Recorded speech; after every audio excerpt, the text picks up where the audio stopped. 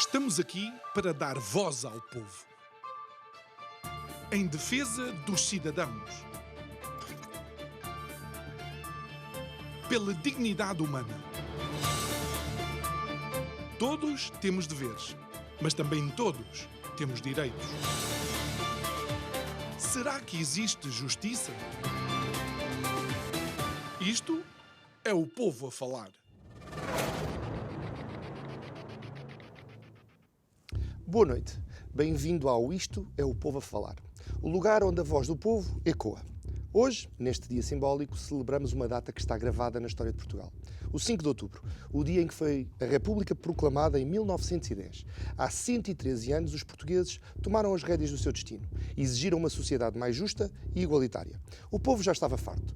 O ultimato britânico de 1890, os elevados gastos da família real, a influência da Igreja na política, a instabilidade social e política, partidos que pareciam ser exatamente iguais e a notória incapacidade do sistema monárquico em liderar e defender os interesses do povo.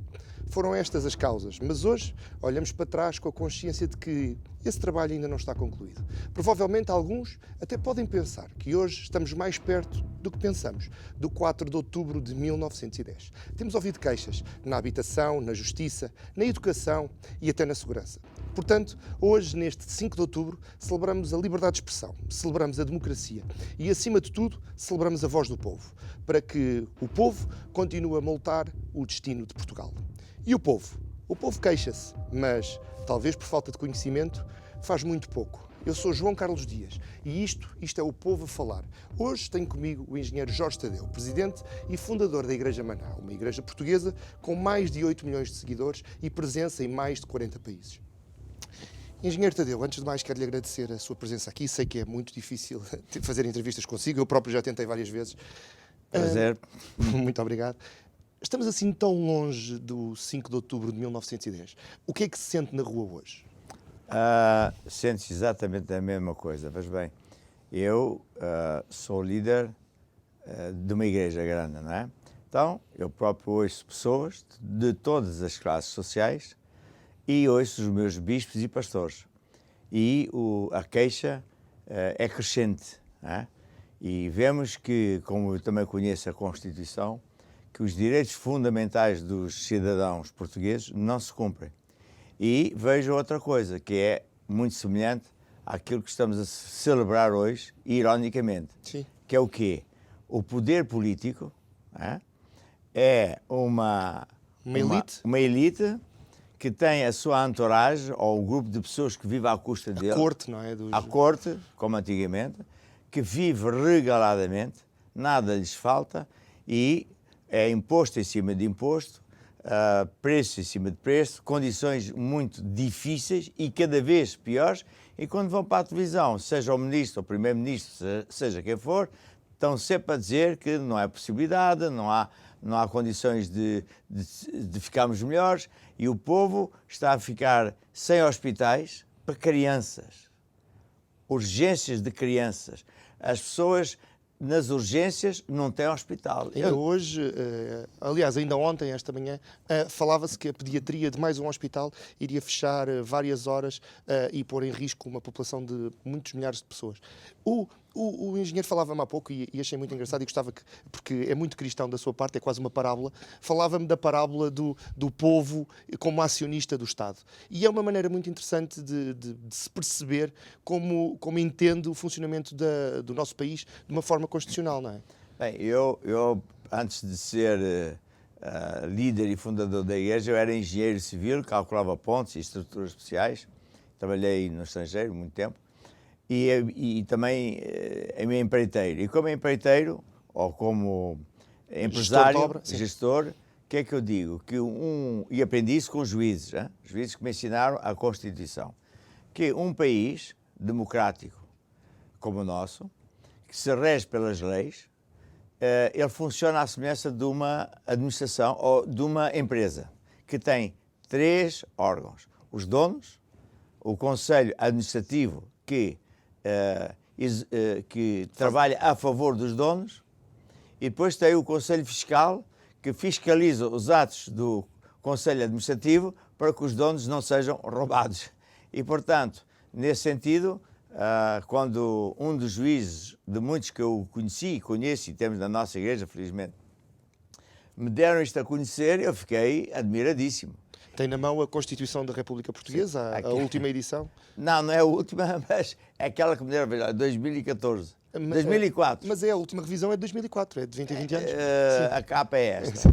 E eu fiquei maravilhado, fiquei muito impressionado como isto é um documento fantástico, cheio de regras fantásticas, e foi-me ensinado por os ditos juízes que a democracia é isto, não é aquilo que a gente ouve. E que, de facto, segundo eles próprios me diziam, nem 10% disto se faz. Agora eu diria nem 5% se faz. E eu até me lembro de dizer assim a um dos juízes assim, então o doutor está-me a dizer que o senhor é corrupto. E ele disse, sou. O que me impressionou muito. Não quero dizer o nome dele, dava-nos imenso jeito para o programa. Claro que não. Um dos assuntos que a Constituição fala e que temos falado muito aqui no Isto é o Povo a Falar e que temos visto o povo a queixar-se profundamente é a habitação. Inclusivamente eu tenho estado a fazer uma série de entrevistas e de reportagens relacionada com este tema. A habitação é claramente um dos busilis desta decadência do Estado português. O povo esteve na rua, a semana passada tivemos uma grande manifestação com muitos milhares de portugueses a queixarem-se do estado da habitação e da dificuldade de conseguir adquirir ou arrendar casa a preços razoáveis. Imagino que dentro da congregação ouça muita coisa, ouça muita gente a queixar-se. Qual é que é a posição? A posição é a seguinte. Primeiro, eu estou muito indignado como o nosso povo é tratado. Os nossos crentes me contam coisas que para mim são ultra chocantes. O povo é tratado sem dignidade nenhuma. E o que eu quero dizer é o seguinte, quando a gente abre a televisão e ouve aquelas discussões todas, quer dos partidos políticos, ou dos comentadores, ou dos jornalistas, é sempre nas miudezas das coisas. Porque é assim, eu faria assado, etc, etc. E nunca chega a conclusão nenhuma, e o governo sempre dá o seu acho, critica, e quando dá o seu acho, vai empurrar as culpas para o banco que aguente os juros extras durante 1 ou 2 anos, e depois o povo tem que pagar lá mais adiante. Ou então, o governo diz que vai buscar casas de donos, portanto, a segunda casa ou coisa assim, privadas, vai pegar nessas casas, o que é crime, para então fazer malabarismos. Eu digo o seguinte, é muito simples. O povo é que não sabe os direitos que tem. E o direito que está na Constituição é que todos temos direito à habitação. Sim, posso ler o artigo 65? Sim, o artigo 65 fala precisamente disso, é um artigo que temos falado muitas vezes aqui no Isto é o Povo a Falar, e já agora leio aos nossos espectadores também para saberem. Todos têm direito para si e para a sua família a uma habitação de dimensão adequada, em condições de higiene e conforto, e que preserve a intimidade pessoal e a privacidade familiar. Para assegurar esse direito à habitação,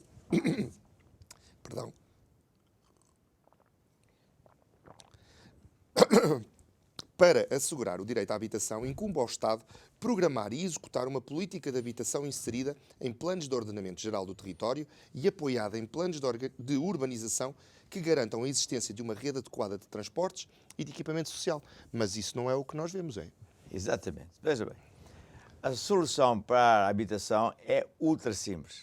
É só o governo decidir fazer o que está aqui. Aliás, se você for ler, e pode fazer o favor de ler, o artigo 3 da Constituição, você vai ver que o governo é obrigado a fazer as coisas de acordo com o que está aqui. Que é logo aí que é o problema. O governo não faz nada disto.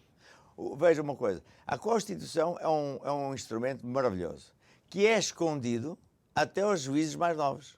É escondido nas escolas e universidades de direito. De propósito, segundo os mais velhos me ensinaram, eles é que me disseram isso.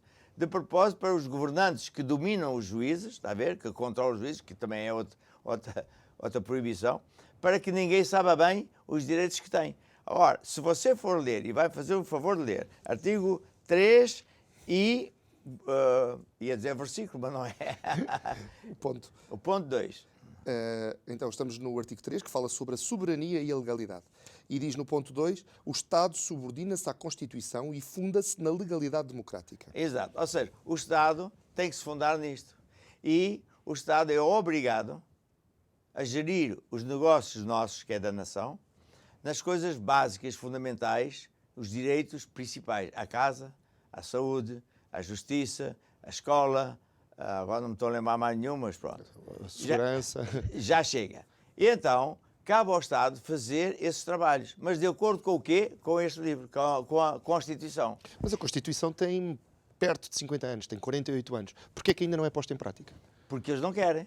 Eu estou a falar pela boca de juízes que dizem que eles são subordinados a forças externas, principalmente dentro dos governantes, para que esses governantes façam o que bem entendem, sem que ninguém dê contas do que é que se passa. Os próprios juízes, em tribunais, cometem crimes porque não sabem a Constituição. Portanto, quando estamos a falar da crise da habitação, é muito simples de resolver. É alguém dizer: o governo é obrigado a fazer casas, porque todos têm direito à casa. Portanto, todos é todos. O juiz, já vamos falar do juiz, o juiz é obrigado a dizer ao governo: o senhor tem que fazer casas, porque todos têm direito a ter uma casa. Mas, ainda diz mais, para assegurar o direito que cada cidadão tem a uma casa, incumbe ao Estado, ao governo, fazer uma série de coisas. E eu vou ler à minha maneira, que é só pôr à moda portuguesa como é que se lê. Incumbe fazer o quê?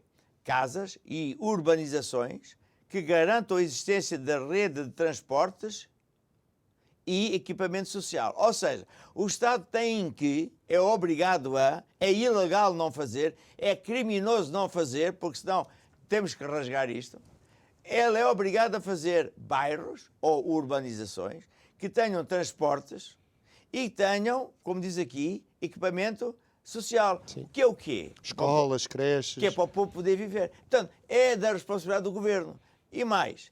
E tem que ser em consonância com, diz aqui o artigo 3, com o rendimento familiar. Ora, todos sabem bem, todos não, mas muita gente sabe que uma renda, o peso de uma renda não pode ser superior a 1/3 do salário ou dos dois salários, do rendimento da família. Ora, você faça as contas, qual é o salário que uma pessoa precisa de ganhar para pagar 1.000 euros, 2.000, 1.500, 900 ou por um quarto 600. Portanto, é uma coisa abominável. Portanto, como está a perguntar como é que as pessoas se sentem, sentem-se horríveis, sentem-se desesperadas. Há pessoas que estão... muita gente quer matar-se porque vai fazer o quê? Vai viver na rua? Há muita gente a viver na rua, eu tenho acompanhado isso, temos tido aqui alguns convidados, há muita gente a viver na rua e pior do que isso, todos os dias estão a chegar muitas pessoas à rua e há fome. Eu falava há pouco tempo com um presidente de junta de freguesia e ele dizia-me que desde o tempo do Covid o número de pessoas a pedir comida é cada vez maior. Eu sei que a Igreja Maná faz alguns projetos de solidariedade, também sente isso? Há mais fome do que nunca? Absolutamente. Ouça, nós, mesmo antes do Covid, já ajudávamos. Durante o Covid, conseguimos ajudar muito mais, porque o nosso povo é crente, acredita em ajudar o próximo e fomos muito solidários. Muitas vezes as próprias juntas de freguesia e câmaras municipais esgotaram as suas capacidades e em vários casos conseguimos, enfim, ajudar, mas também estamos limitados. Agora, o que é que a gente ouve? Exatamente o mesmo. Cada vez há mais pedidos, cada vez há mais pessoas em aflição. Ouça, isto é para você que está em direto comigo, ouvir. E você que é juiz, você que é presidente da República, tem que ouvir isto. Nós ouvimos cada vez mais mães solteiras, com bebés, que têm que se prostituir porque não há dinheiro que chegue. Não tem nem rendimentos, nem casa, não tem quem o ajude. O que é uma abominação. Quanto mais para mim, que sou um homem de Deus. Eu acho isso o abominável. Não foi para isso, acho eu, tenho a certeza, que o 25 de Abril veio. Portanto, quando você me pergunta o que é que eu acho do 5 de outubro, eu estou a ver que estamos numa condição de semelhante. Não me admira que qualquer dia haja pessoas que digam não aguento mais. Falou há pouco de justiça, falou há pouco de juízes. A Igreja Maná enfrentou durante muito tempo muitos casos em tribunal, lá é público, apareceu nos jornais. A justiça foi justa para consigo? Não.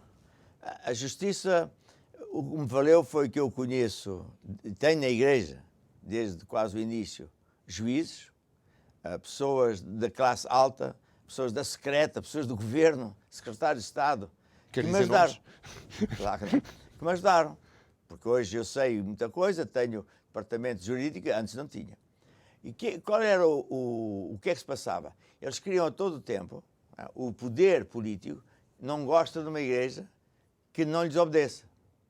Porque nós ficamos com o coração do povo e ensinamos as coisas, eles têm medo. Então, eles fazem demarches para denegrir o nome da igreja, denegrir o nome dos pregadores, lançar a polícia para dentro das igrejas, cometendo até a polícia cometendo crimes, não pode fazer isso. E, portanto, quando eu apelava legalmente aos juízes, eles arquivavam o caso. Então eu consegui depois saber as leis e punha processo de crime em os juízes que arquivavam o caso quando isso eles são coniventes de crimes, eles não podem cometer crimes. O juiz não é acima da lei e cometem crimes. Isso não é um bocadinho radical, estar a dizer uma coisa assim em direto na televisão? É radical, mas mais radical é o juiz que não faz o artigo 202, que é o juiz, se você ler, você vai ver que os juízes, ou os tribunais, portanto, Posso os juízes... ler? Dê-me um segundo que eu leio. Então, artigo 202, função jurisdicional. Os tribunais são órgãos de soberania com competência para administrar a justiça em nome do povo. Em nome de quem? Do povo? Administrar o quê? Não, eu voltava atrás. Órgãos de soberania. Quando um órgão de soberania é pago pelo governo, é soberano? Claro que não. Então, ouça lá. E isto foi exatamente uma das coisas que eu disse a juiz logo no início. Então, mas você diz que é soberano? Ele disse, pois é. E depois, não sou. Porquê? Porque eles é que mandam. Eles cortam-me, eles fazem-me guerra, eles perseguem os juízes, eles colocam os juízes onde querem e dão-lhe ordens o que é que tem que fazer. Por exemplo, no Tribunal de Contas. A ver? Eu conheci juízes que foram postos no Tribunal de Contas para passar despesas ilegais. Não posso dizer quem, mas se calhar vai lá atrás, vai ver. E depois, quando eu comecei a dizer até em público que esses juízes estão a cometer crimes e que eles não podem apenas dar pareceres, eles são obrigados a efetivar a justiça, aqui da Rei. Vieram-me também acusar que eu sou radical, não sei o quê. Não, o juiz tem que fazer o que está aqui. Esse é que é o problema que o povo não sabe. Quando o povo descobrir os direitos que tem, que são os maus, porque eu não gosto de andar aí a falar na classe baixa, nos políticos. Para que é que eu vou falar dos políticos? Já toda a gente sabe o que é que eles são. Não há dia nenhum hoje em dia que não se veja o que é que eles são. Portanto, não adianta nada estar a discutir que ele devia, que não devia, ele não vai fazer nada disso. O que interessa é o povo saber que ele tem, legalmente, defensores para obrigar essas pessoas a fazerem o que são obrigados a fazer. Casas, hospitais, escolas com dignidade, justiça, etc. Portanto, nós temos que olhar para os juízes e ver a lei deles. Eles têm que ser soberanos, não são. Depois diz que têm que administrar a justiça em nome do povo. O que é que isto quer dizer? É muito simples. Administrar a justiça em nome do povo é obrigar o governo, ou seja quem for, a obedecer isto. Ele é obrigado, e já vai ver no artigo a seguir, que ele é obrigado até a fazer justiça e incriminar os faltosos. Se um juiz não fizer isto, ele tem que ser julgado. Se for um presidente da República, o primeiro-ministro, um secretário de Estado, tem que ser incriminado. E isso é que é fazer justiça em nome do povo, dando ao povo os seus direitos. O que é que eles fazem?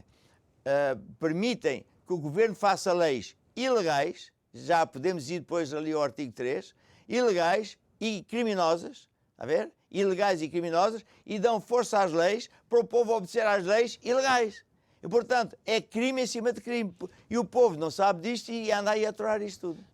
Esse tipo de discurso, e é público que o faz frequentemente nas redes sociais e nos seus programas, leva-o, imagino, a algumas acusações de difamação, infâmia. Como é que enfrenta isso? É sempre com a Constituição. Tem piada que ultimamente são todos escalados. Porquê? Porque uma vez eu soube disso porque uma das moças que trabalha na nossa igreja é a secretária de um órgão, que eu não quero dizer qual é, onde os juízes estavam combinados para me prender. E o líder disse assim, bem, podemos fazer isso. O homem chega à prisão e tira-lhe uma fotografia com a Bíblia de um lado e com a Constituição do outro, quem vai ser preso somos nós, os juízes. E eu achei aquela muito boa. Portanto, hoje, eles já estão calados com a ideia de que se eu estiver calado ninguém vai saber. E, portanto, deixam para lá essa atitude deles. Agora, você lê então o ponto 2, vai ver que ainda é mais assustador. O ponto 2 do 202? Sim, 202. Na administração da justiça, incumbe aos tribunais assegurar a defesa dos direitos e interesses legalmente protegidos dos cidadãos. Peraí. Na administração da justiça, os tribunais têm que defender o quê? Os direitos e os interesses... De quem? Dos cidadãos. Está a ver a diferença? Não é os direitos e interesses dos governantes, que fazem leis que são ilegais, são contrárias a esta. Por exemplo, da habitação.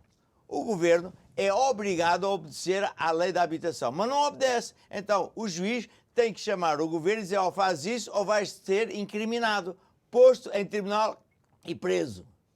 Porque veja a seguir o que é que diz. Ainda tem mais.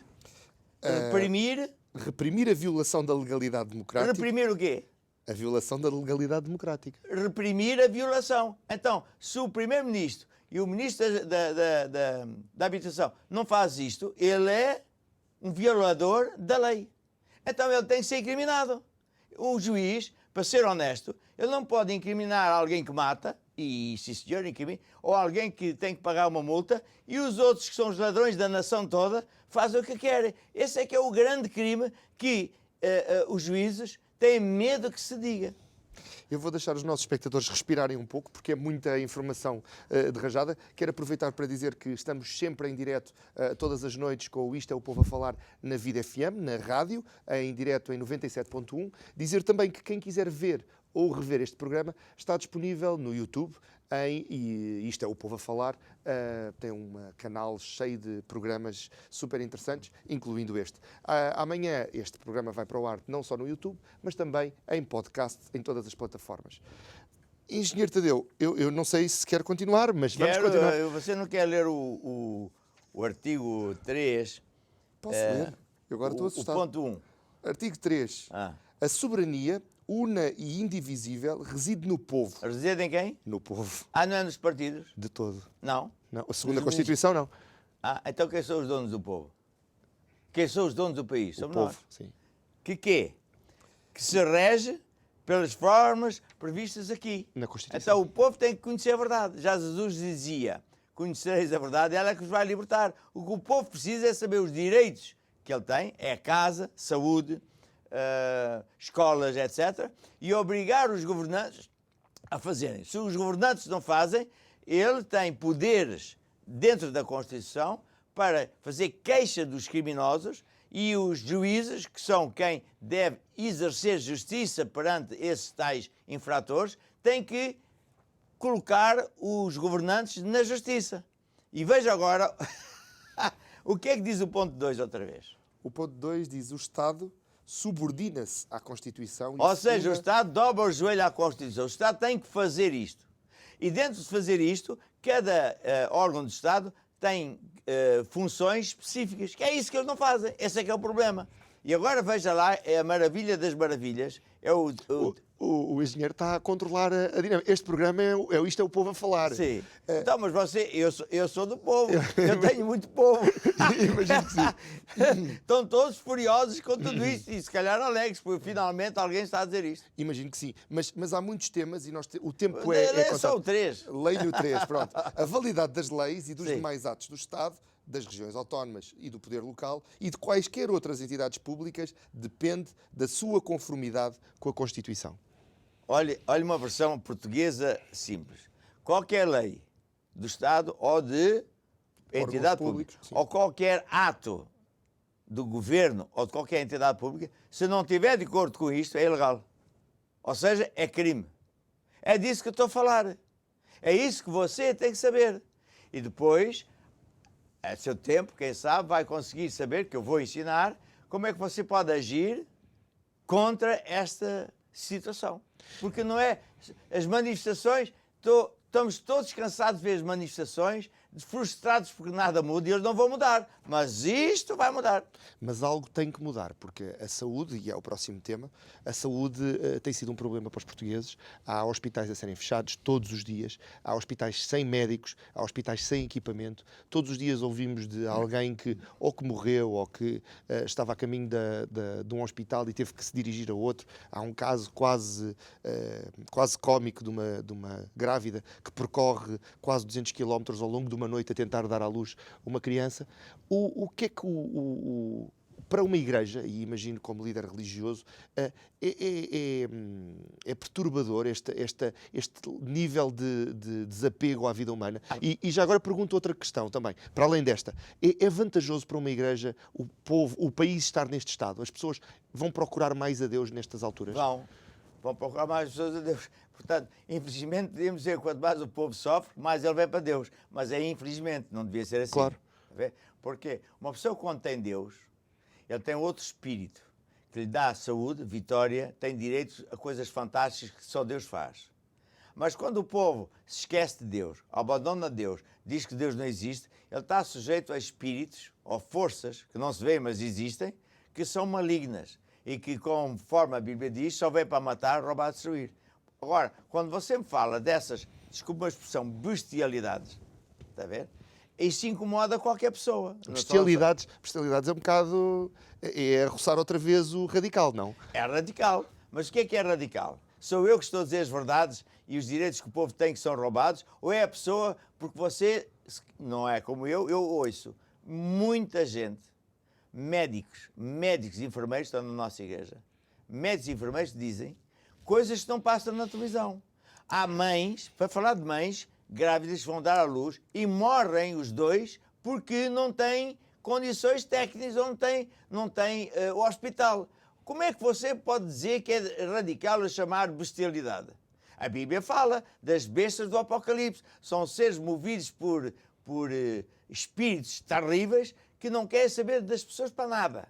É isso que acontece. O que é que aconteceu no 5 de outubro? Exatamente a mesma coisa. As pessoas estavam já fartas, há fome, pobreza, miséria, e disseram basta. E então fizeram uma coisa, isso é que é radical, matar o rei.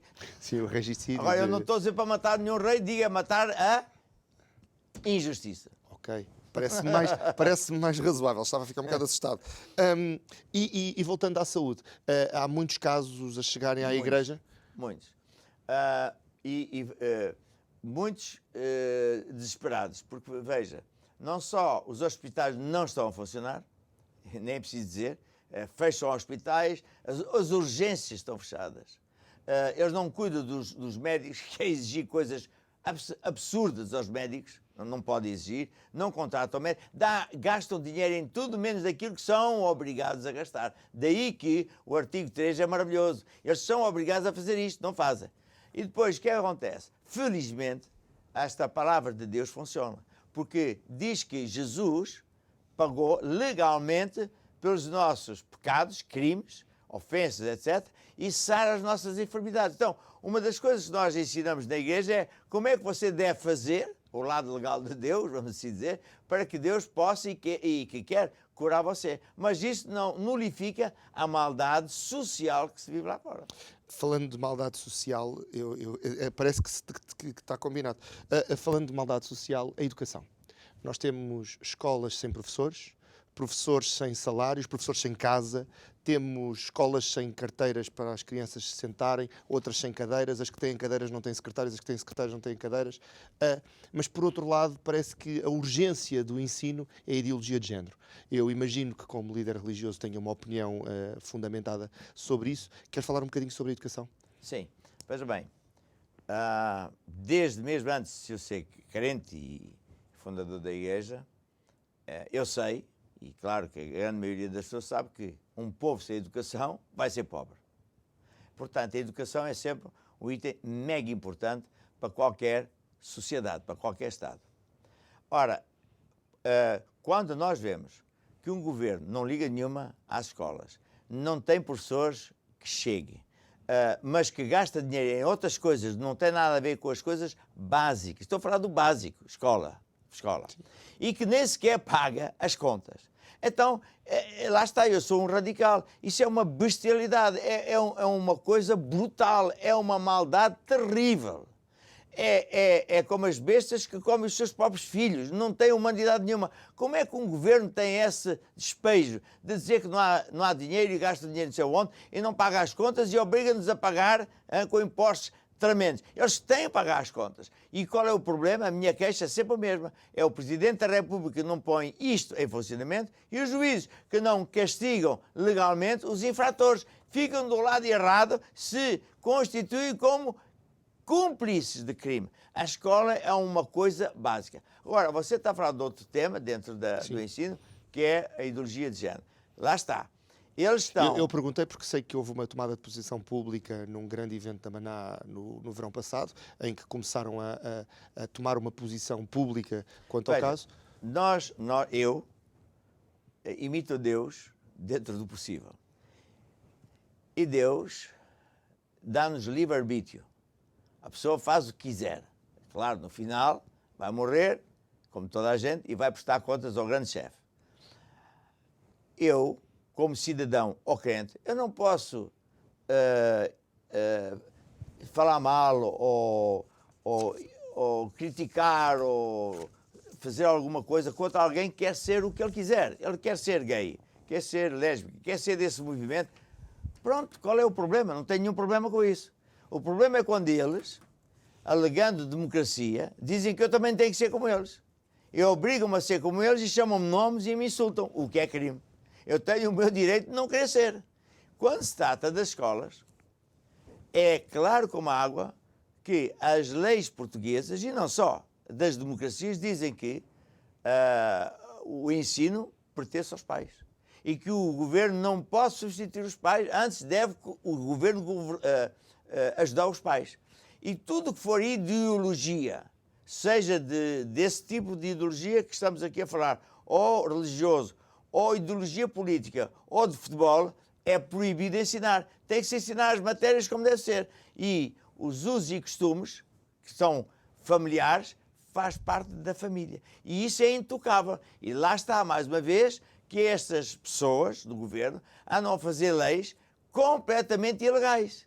E nós, Igreja Maná, decidimos ajudar as famílias fazendo cartas legais para que as pessoas possam queixar nos devidos lugares e exigir os seus direitos. E se por acaso não lhes der os direitos, há de certeza que vamos para as instâncias superiores e se os juízes não obedecerem à lei, pomos processo em cima dos juízes e ganhamos sempre. Porque esta lei é para se cumprir.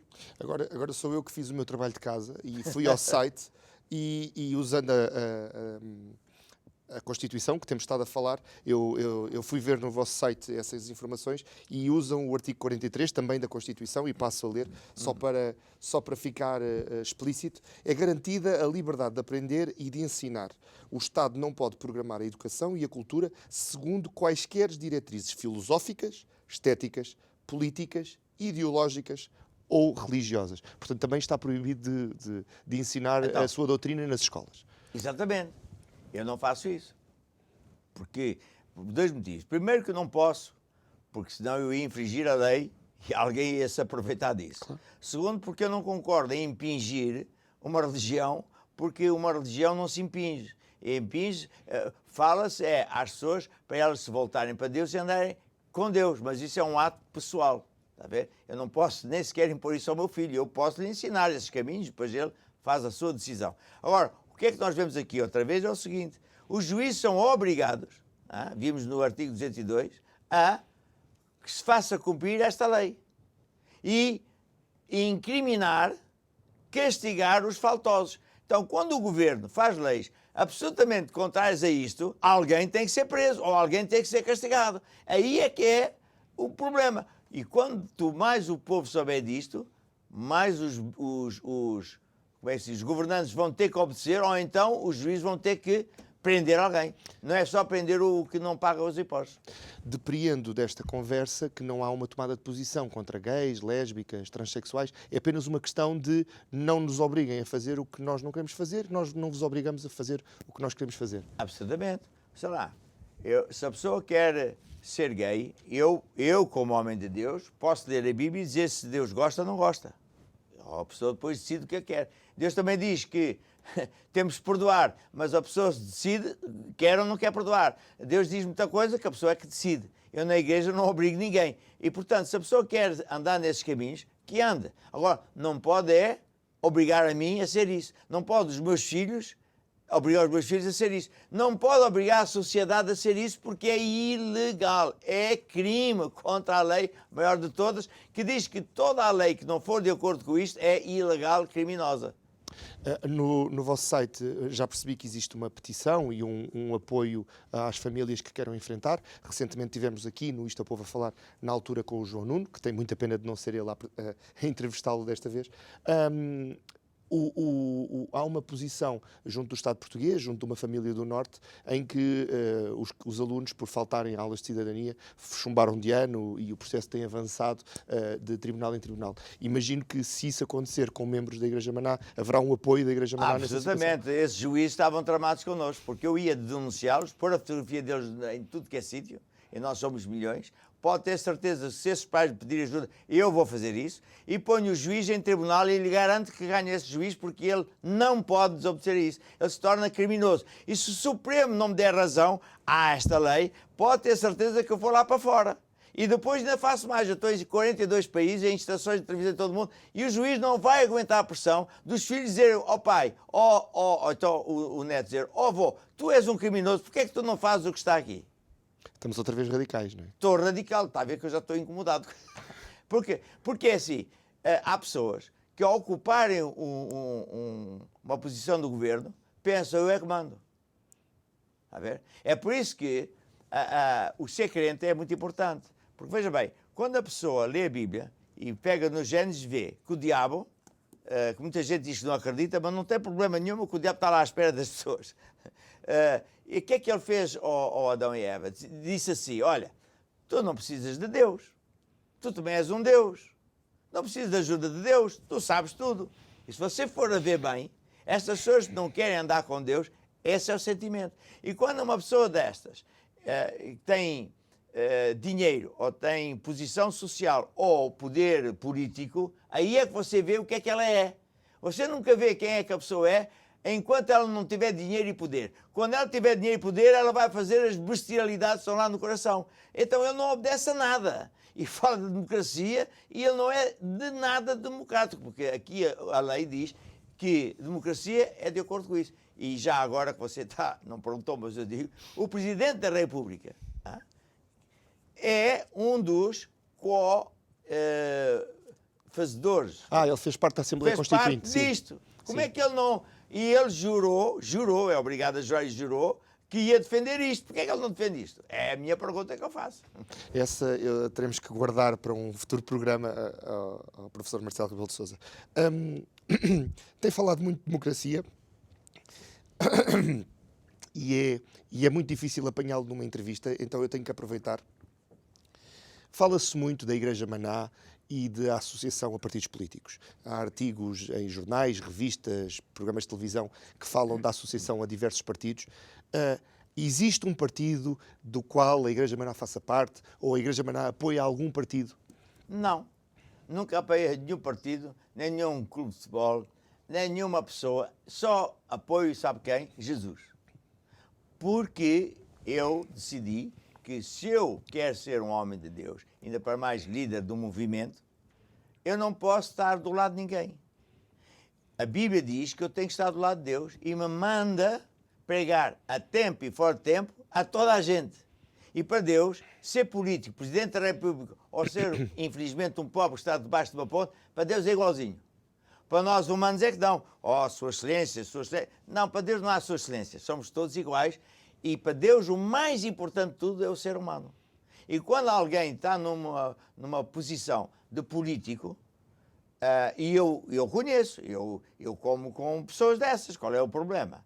Eu como com toda a sorte de pessoas. Na nossa igreja há pessoas de todos os partidos. E quando alguém está numa posição mais elevada, eu dou-lhe um conselho. Você quer vencer, você quer ser bem-sucedido, ajude o povo. Ajude o povo porque aí está o segredo. Não use do povo para os seus benefícios ou benefícios do seu partido. Esse apartidarismo impede-o de, em caso de convite, ir a uma cerimónia onde estejam políticos? Não. Jesus também foi a comer com toda a sorte de pessoas, até foi à casa de uma prostituta. E não fez de Jesus nenhuma prostituta. Nós temos na igreja muitos grupos, muitas bandas de música, não só de louvor, mas de ir lá para fora. E são convidados até para festas da Católica, festas de tudo mal. E gays convidaram o nosso grupo. E quando perguntaram, se calhar não temos que ir, porquê? A gente vai à festa deles, não é para ser como eles. A gente vai lá à festa, já que eles nos convidaram, para talvez eles queiram ser como nós. Portanto, eu não tenho nenhum problema em comer, seja como for, porque eu aí digo a mesma coisa, eu copio Jesus. Jesus ama toda a gente, não ama é o pecado, e tenta ajudar as pessoas, tentando-as levar, a pessoa é que decide, para o caminho certo. De resto eu vou, como com quem eu quiser. Eu já vi que fica particularmente irritado com estes temas e compreendo, mas tenho que lhe perguntar, existe alguma solução? Qual é que é o caminho para o povo sair deste ambiente? A solução parece mentira, mas é muito fácil. Não Não parece fácil. Não, mas é só fazer o que funciona. Veja bem, o primeiro passo é a pessoa decidir andar com Deus. Dá a vida a Jesus e recebe um espírito novo. Se alguém está em Cristo, nova criatura recebe um espírito que lhe vai dar uma diferença total na vida. E tem um ajudador que é infalível. Se a pessoa não quer, ou mesmo aquelas que são crentes, tem outra lei mega importante que é a Constituição, que é os direitos que nós temos. Nós estamos em sociedade, temos que aprender a viver em sociedade. Nós guiamos o carro, não é uma confusão. Uns vão pela esquerda, outros para a direita, param no stop, etc. E as leis da democracia estão aqui descritas. Isto até é chamado o livro da democracia. Portanto, eu sugiro, a solução é que o povo aprenda as leis, logo os governantes começam a ter medo de fazer coisas ilegais, e sugiro que o povo aprenda a resistir às leis ilegais, que é o artigo 21, da qual os governantes e os juízes têm muito medo. Artigo 21, agora fiquei curioso. Espera aí. Lá vai você dizer que eu sou radical. Se calhar, não é? Também não está com muita vontade de negar que é radical. Eu sou radical. Já confirmou várias vezes. Eu não quero ser normal. Pronto. Eu tento ser excepcional, mas isso é outra questão. Artigo 21. Direito de resistência. Todos têm o direito de resistir a qualquer ordem que ofenda os seus direitos. Espera, não lê mais. Quem é que tem direito a resistir? Todos. Todos menos quem? O Zé do Não Povo? não tem exceção, é todos. Todos menos o que são, sei lá, da classe ultra baixa? Não faz referência. Não. Não, diz todos. Todos têm o direito Todos têm direito. A fazer o quê? a resistir a qualquer ordem que ofenda os seus direitos, Que ofenda os seus direitos. liberdades e garantias. Ofenda os seus direitos, liberdades e garantias. Ofenda os seus direitos. Você não acha que a pessoa que está sem ter hospital, muito para mais, que não tem urgências, ele não está muito ofendido?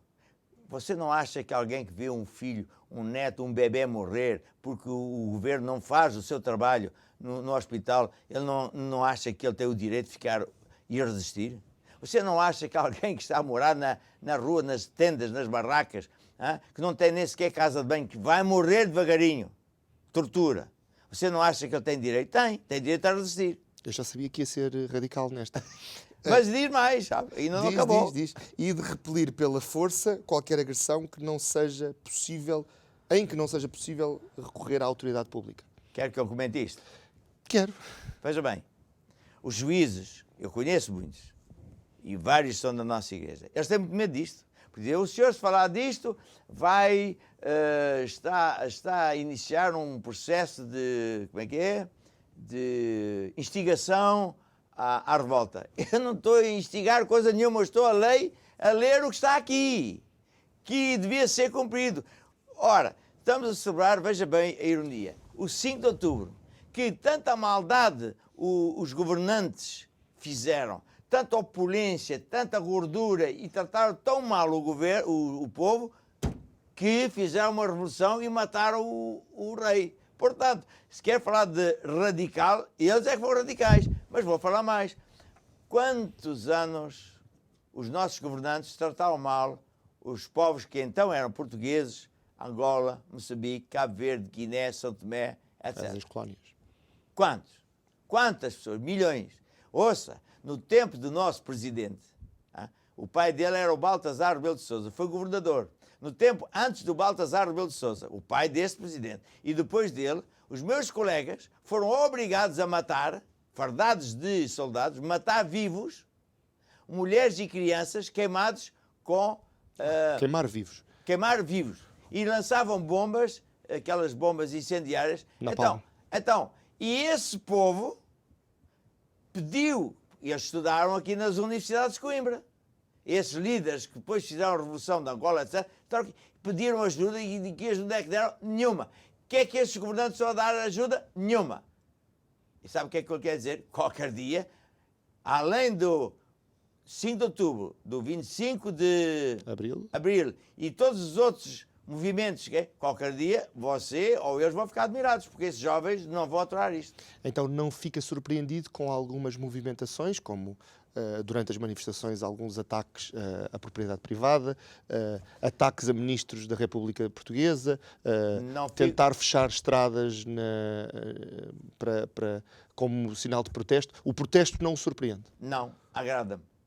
Porque chegámos a um limite. Eu não posso admitir que crianças morram. Não posso admitir que famílias não tenham casa. Não posso admitir que o juiz não defenda o povo. Não posso. Está a ver? Veja uma coisa. O meu avô foi preso como coronel por ser parte de uma tentativa de golpe contra o Salazar. Portanto, ainda deve estar no meu sangue essa luta. Agora, ouça bem o que eu vou dizer. Quando eu ouvi o João Soares, o Dr. João Soares, foi primeiro-ministro. Não foi o João Soares? Mário Soares. Desculpa, o filho é que é o João. Exato. Eu peço perdão, no outro dia vi o João Soares, o Mário Soares. Ele não deve ficar triste de ser confundido com o pai, porque é um orgulho para ele. Eu achei-o simpático.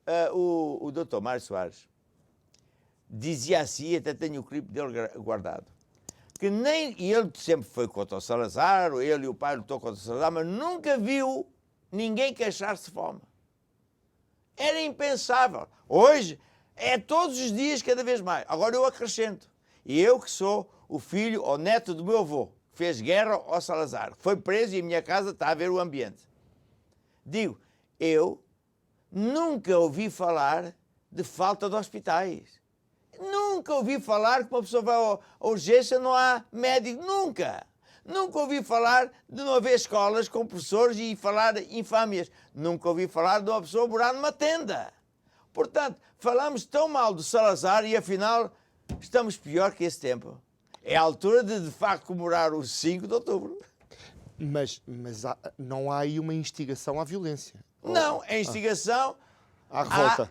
Não, instigação ao direito de resistir, de protesto contra esta maldade e obrigá-los a fazer o que está certo. Agora, eu aviso, como já avisei a eles, particularmente, qualquer dia, se continuar assim, porque eu temo que continue, vai haver revolta. Porque é impossível, sempre houve. Veja, desde o 5 de outubro, quantas revoltas já houve? Não se esqueça que temos as ex-colónias. Sim. Quantas já houve? Você acha que vai continuar assim na paz? Não vai. Porque estes jovens agora estão muito furiosos e com razão. Hoje atiram com tinta à cara do ministro, partem não sei o quê, vão para as ruas. Isto só vai agravar porque o povo está cansado de ser... Olha, antes de ontem o primeiro-ministro continua a dizer os mesmos disparates. Portanto, imagino que não esteja também de acordo com o primeiro-ministro. Não, ele não faz isto. Nem estou de acordo com o Presidente da República. Ele é abraço e beijo, depois não faz nada disto. Pois, eu acho que tem que voltar, porque tem muito para dizer. O tempo tem estado contra nós. Eu quero agradecer a sua presença aqui. É um prazer tê-lo cá. Temos cerca de 30 segundos. Eu vou-lhe dar mais uma oportunidade de falar ao povo e depois quero-me despedir deles. Eu exorto você, em primeiro lugar, a voltar para Deus. Em segundo lugar, a estudar a Constituição e saber os direitos que você tem. E depois, se quiser ir ao nosso site, vai aprender como é que pode exigir os seus direitos. Então a sua vida nunca mais será a mesma. E eu aproveito para lhe agradecer uma vez mais, dizer que foi realmente um programa especial do 5 de outubro. Nós voltamos amanhã para mais um Isto é o Povo a Falar.